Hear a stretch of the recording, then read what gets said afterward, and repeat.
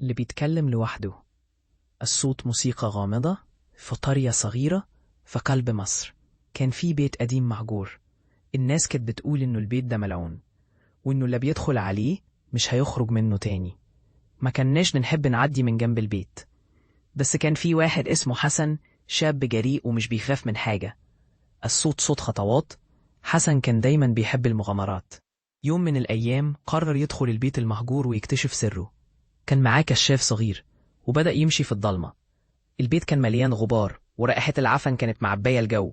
الصوت صرير الأبواب، وبين ما هو ماشي سمع صوت همسات. إيه ده؟ فكر في حد هنا، لكن الصوت كان خافت وكأن حد بيتكلم لوحده. حسن حاول يجاهل الصوت ويمشي، لكن الفضول خلاه يقرب من الكلام. همسات غير مفهومة. إيه اللي في البيت ده؟ قال لنفسه وهو بيدور على مصدر الصوت. لقى غرفة مقفولة تمام. حسن حس بشيء غريب يحصل له. كان الصوت بيخاطبه وكأنه يعرفه. الصوت صدى الصوت. مين اللي بيتكلم؟ قال حسن، صوته كان مرتجف. رد الصوت: أنا هنا في كل مكان، أنا جزء منك. حسن كان عايز يهرب، لكن أدماه كانوا مش قادرين يتحركوا. الصوت ضوضاء غريبة. بدأت الحواجز تتلاشى، وحسن شاف خيالات غريبة تظهر من المرآة. كان في وجوه معروفة، وجوه من الماضي. جده، جدته، أصدقائه اللي ماتوا. الكل كان بيتكلم معاه. الصوت أصوات مختلطة. أنت ليه سايبنا؟ ليه مش بتسأل علينا؟ حسن كان مش مصدق.